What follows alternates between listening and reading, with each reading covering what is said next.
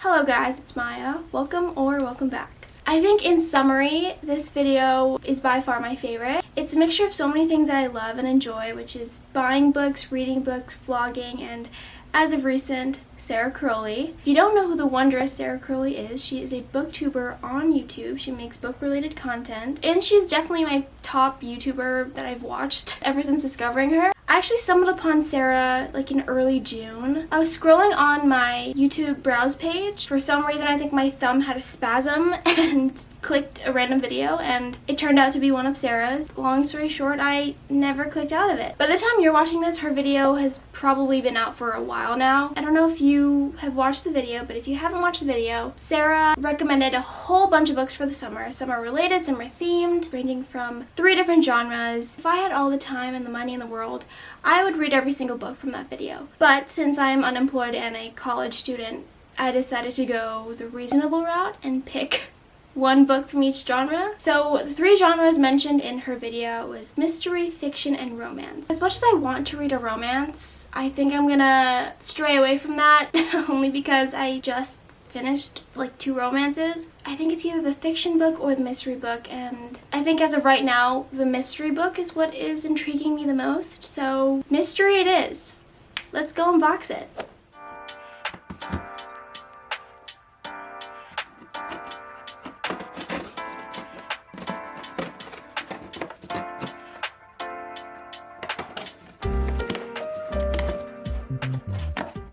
So the mystery book that I chose from Sara's summer book recs is The Fury by Michaelides. I'm assuming it takes place in Greece. Kind of like a murder mystery revolving around a celebrity and her best friends. They go on vacation to like a private Greek island, and there is a murder. So that's the read that I'm going to start with. This seems super intriguing. I'm excited for this.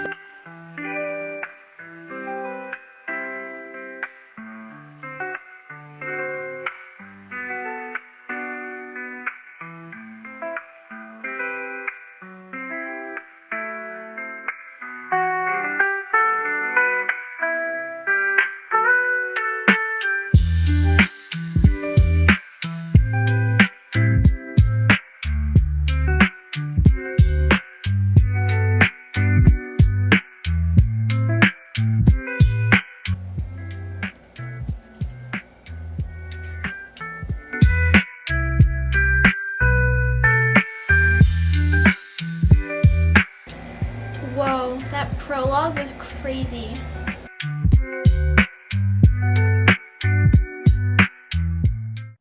Good morning, it is the next day. I didn't read too much. I made it up to page 33. Started tabbing. Normally I don't tab this way. I don't really have like a set method on how I tab and annotate. It's kind of just like what I feel in the moment. This one's like a murder mystery, so obviously I'm in detective mode and, you know, trying to figure out who it is. Each color tab kind of matches the cover. I assigned each thing a color so I'm gonna go through that with you. So this light blue color is like character traits, and I put this, there's a bug. I don't understand. I am blind. I can't see far away. But when it's relating to a bug, I see it. No matter how far it is, I see it. And it's so weird. Anyways, so I assigned a color a specific task, if you will. This light blue color is character traits. The way that the story is told, the narrator introduces people as the story goes along. So he explains who they are, how they are, what they do, and I just thought it was really interesting and really important to keep track of that as the story progresses because, well, it's a murder mystery, so like. The next one is like a dark blue color. This one I assigned it to be like reason, intention, motivation. Since this is like a murder mystery, there has to be a reason why someone wants to murder someone, so obviously I'm gonna keep track of that. Next is like this purple color. I put this towards like the narrator and anything that I find suspicious, kind of, because in the beginning the narrator said that in general that we are all unreliable narrators. So I'm like, Okay, well then that's something. So I obviously marked that. And then the way that the narrator tells the story, like he'll go into great detail about something, but then he'll stop when he gets too descriptive or when it's become too biased or when his emotions come into the mix. Like he's just trying to create like a linear narrative. And this like tan color is relationship and friendship status. So this one I marked because two characters are like best friends. And then when you see the dynamic between another two characters, it's very different and there's a lot of kind of tension between them and there's a distaste from one to the other and you kind of just don't know why. So I thought keeping track of that can help me solve it and organize my brain. I kind of tabbed it a little bit already. So yeah, I'm excited to read this. I hope to get into like a big chunk of this.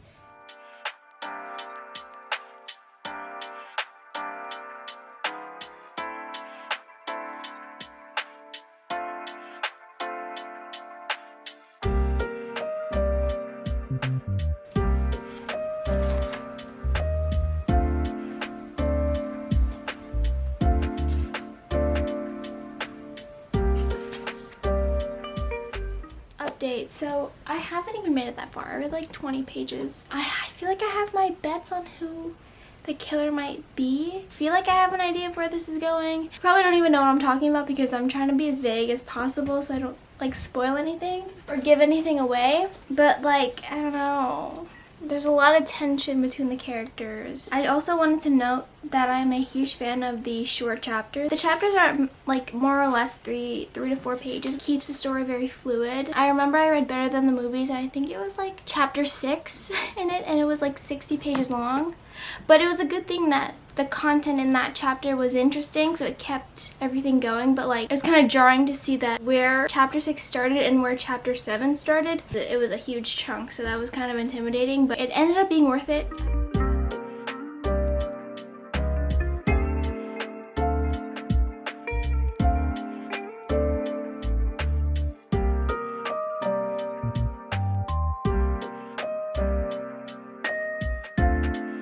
I also added 2 more colors to this. One is like character suspicions and like things that they're like hiding, and 2 is just like about the narrator.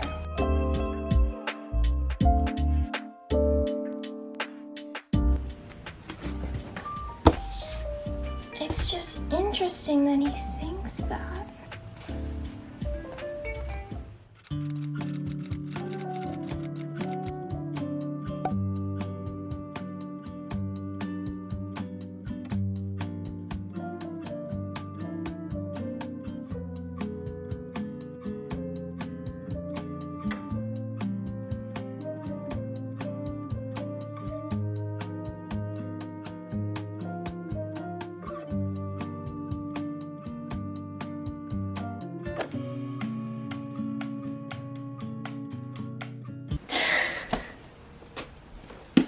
This is crazy. Wow. I've been reading for the past few hours. Man, did it take a turn. I'm not even done yet. I'm only on Act 2 and like I'm very hooked on it. Hello, so it is a couple hours later, same day. I managed to get through a lot of the book actually. I'd say like 3/4. Anyways, I'm on page 226. I've progressed since I last updated. It definitely took a turn and it kind of went in a direction that I wasn't expecting it to go. I feel like now, knowing what I know, it was kind of obvious that whatever happened. I can't say much without giving it away. Oh my god. Yeah, I'm gonna continue reading. I think I could finish this by tonight.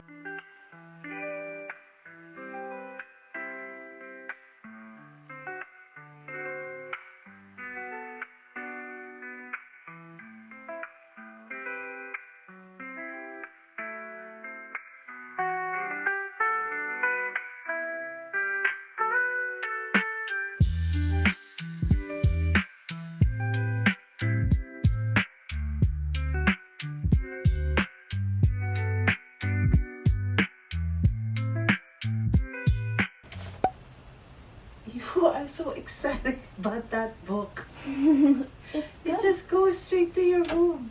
Because it's good. Oh my god.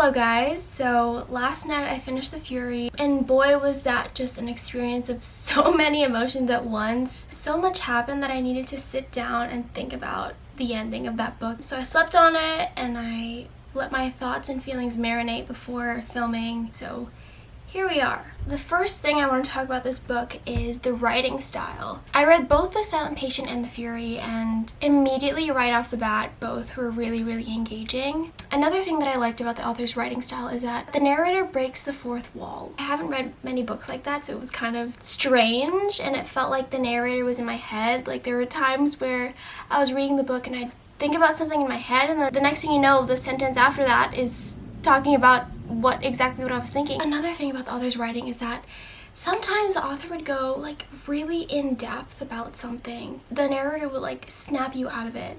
And by that I mean like explain something or introduce someone, and then once the narrator's like emotions or biases get in the way, the narrator would be like, oh, maybe I've said too much, maybe I shouldn't have said that, you know, I'm trying to keep a linear narrative, and then in that way it kind of just snaps you out of the moment and back to the narrator like addressing the readers. Again, I really love the short chapters. I think it really kept the story fluid and ultimately kept me turning the page. I finished this book in like a day and a half. Short chapters make you feel like you're flying by so fast. I love murder mysteries, I love thrillers because they get me in like a detective mode. Like I'm trying to find out who's being suspicious, who did what, certain motivations that a character would have to pursue something like that. Yeah, there were so many twists and turns and countless of jaw-dropping moments. Like, there are so many that I caught on camera.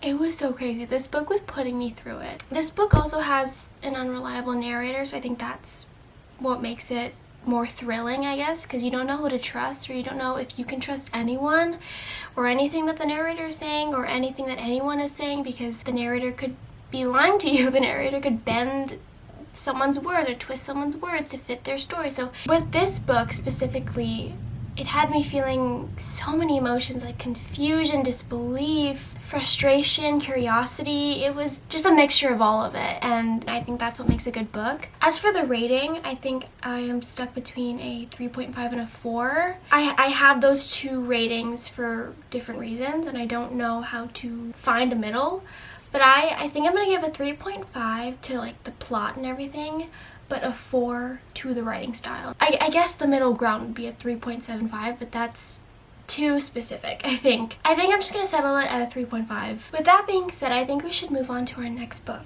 So the two books that we have left is a romance and a fiction book.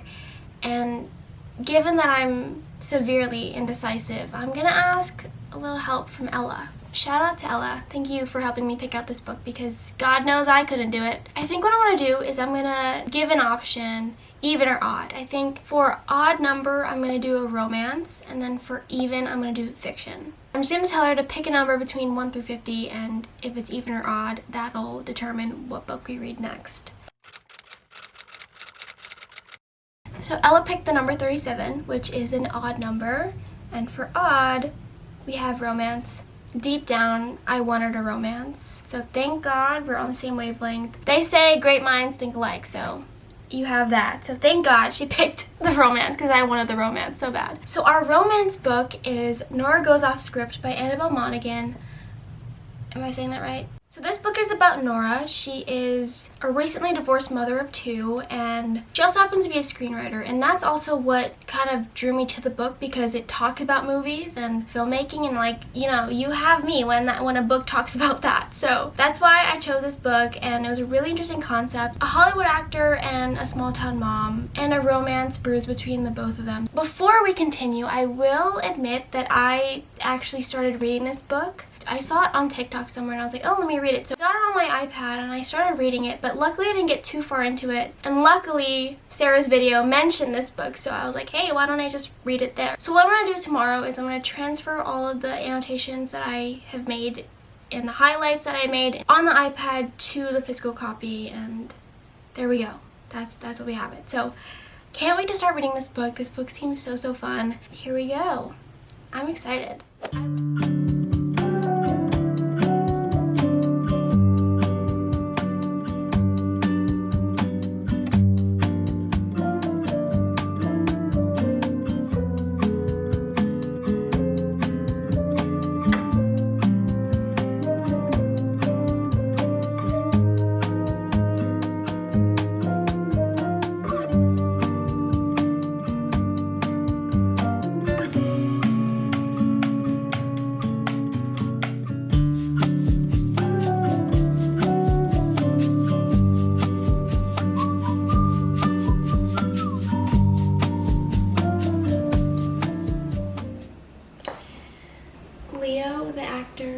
who was in the movie, he's kind of hard to like.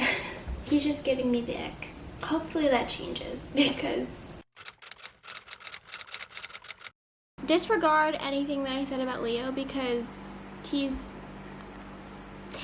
growing on me. He's growing on me.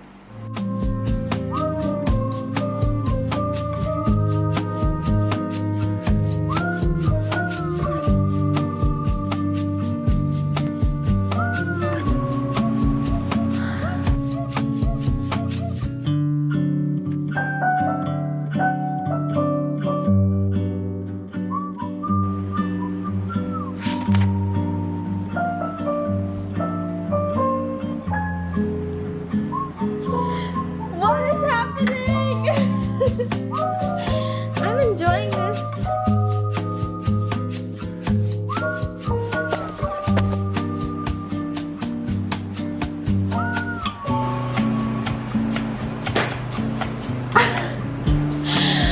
What?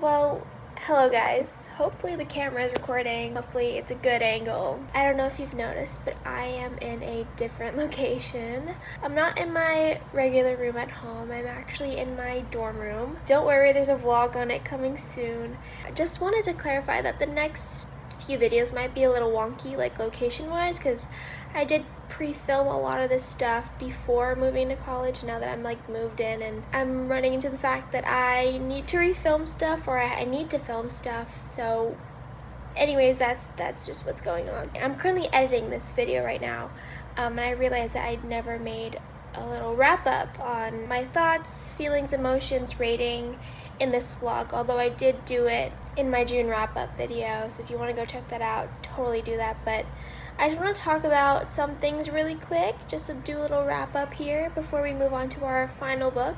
To start things off, I really enjoyed this story, even though it had a bit of like an older romance. Although I didn't relate to it because I'm not a mother of two, nor am I recently divorced, nor am I falling madly in love with a Hollywood actor. It was just really nice to be able to live in this universe with a strong and independent female character who knows her worth. And that was something that really stood out to me, because she didn't let her divorce or the immature behavior of her husband and his materialism affect her after he left. Like, yeah, it sucks. Yeah, this family is, you know, kind of broken up, but she's kind of like, oh, we're better off. Like, we don't need him. I really love that aspect to it. I really like the writing style. I mean, it was very well written. At some points it did feel kind of slow, but I guess that was a whole part of the slow burn. Another thing is Leo, our male main character.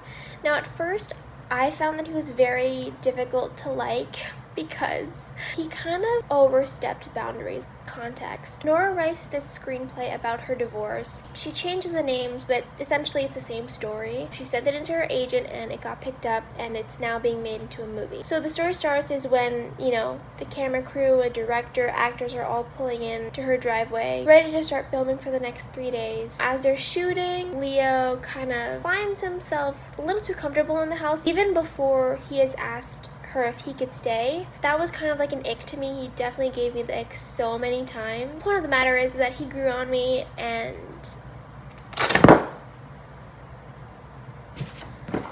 it's a never-ending battle. I think for the rating, I will give this book a solid 4-star. It was a really good read. I really liked it. It was kind of hard to get through in the beginning because Leo was just... So yeah, those are my thoughts, those are my ratings. Now it's time to move on to the third and final book.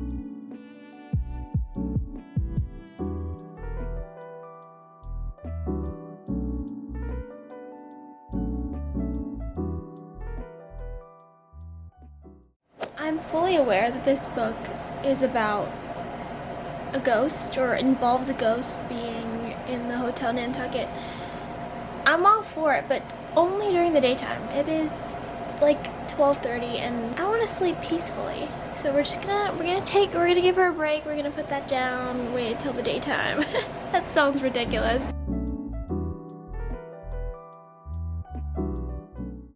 Hi guys. I'm not sure if I did a little synopsis or not of this book, but basically this follows the rebranding and the reopening of a hotel called the Hotel Nantucket. The lore of this hotel starts back in like 1922. A fire randomly broke out and actually killed one of the staff members in the hotel. Ever since then, the hotel has like earned a bad reputation and like everyone in the town associates negativity. Over time, it's become abandoned. Flash forward to 100 years later, this guy named Xavier decides to buy the Hotel Nantucket and rebrand it, renovate it, turn it into like the most luxurious hotel ever, hoping to wipe away all the negative connections to it. He does this by hiring Elizabeth Keaton, and she becomes a general manager. You follow Elizabeth as she, hires everyone, and once you get to know everyone working their jobs, you get to explore who they are and what secrets they may be hiding. I will say that there is a lot of secrets and drama and gossip in this book, which is something that I wasn't expecting, but it's so entertaining. Like, it is keeping me on the edge of my seat. I will say that it was kind of hard to start only because there's just so many people. I kind of felt overwhelmed and I had to actually make a little list of who's who, because you do see these people a lot. On some pages they'll be like, oh, the night bellman. Who's the night bellman? Like, there's so many people to keep track of, so it's nice that I have this written down. I feel like if you like gossip, you like entertainment, you like secrets, this is the book for you. I will say that I do favor one character, and her name is Alessandra, and that's all I'm gonna say. I think she's just genius, and well, yeah, she's genius, and I think she's the most interesting character. So if you do decide to read this is very fun. All right, I'm gonna get back to reading, and I'll see you guys for my thoughts, reviews, and ratings.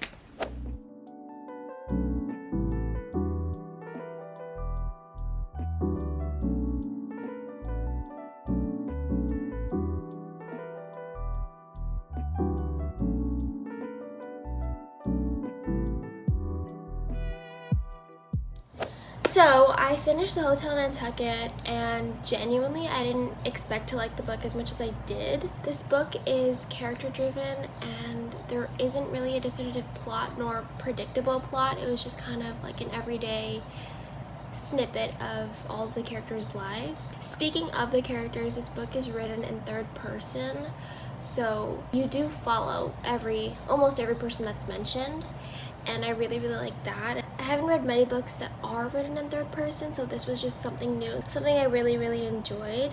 I really did like the author's writing style, but the pacing sometimes can be a little slow. This book definitely did take a while for me to finish. I did start filming this video in June and I finished the book somewhere in July. So maybe not that long. Like, I started like in the end of June, somewhere around there. But I think I was just kind of intimidated by the width of the book. Like, the book is like nearly 400 pages. I think just it being a character-driven book and it being like the first character-driven book that I read, which is kind of like, that's probably why it took me a while to read. But don't let that kind of stray you away from getting the book if you're interested. If I had the ability, like, I don't know if you guys read A Novel Love Story by Ashley Poston, but if I had the ability to live in like a fictional world, I definitely would live in the Hotel Nantucket, only because I want to see how luxurious this hotel is, because it is described in depth how luxurious it is and how every resident or every customer who lives there loves it, and it's described so beautifully that I want to see it for myself, and I want to see if it lives up to what I imagine in my brain. And I definitely love to meet some of the characters, especially this one character. Her name was Alessandra. I think she's a girl boss and she's genius, like I said before, and yes, the way that she executes things is kind of questionable, but she's doing one for the team, and I think she's genius and she's a mastermind. She is great and I would love to meet her if I had the chance to, but given that it's physically impossible to jump into a world that only exists within pages of a book. So but yeah, no one asked, but I told you anyways. As for my rating, I think I gave this book a 4.5 stars. I was definitely taken aback on how much I really enjoyed this story. Like, I didn't really think that I'd love it. At first I was just kind of like, oh my god, this book is so boring, but then as you progress in the story and as you uncover more information and as you get to know these people, they feel really real. And at the end of the book, I was just kind of devastated that, oh my god, I'm reaching the end and I want there to be a sequel. I want to continue to escape into this world and read about this world. So yeah, that's my rating. I hope you guys enjoyed. Thank you guys so much for watching this video. Let me know whose book recommendations you guys would want me to read next. I love buying books. This gives me an excuse to buy books, so keep them coming, guys. Keep the recommendations rolling in. Anyways, thank you guys for watching. Hope you guys enjoyed, and I will see you guys in the next one. Bye!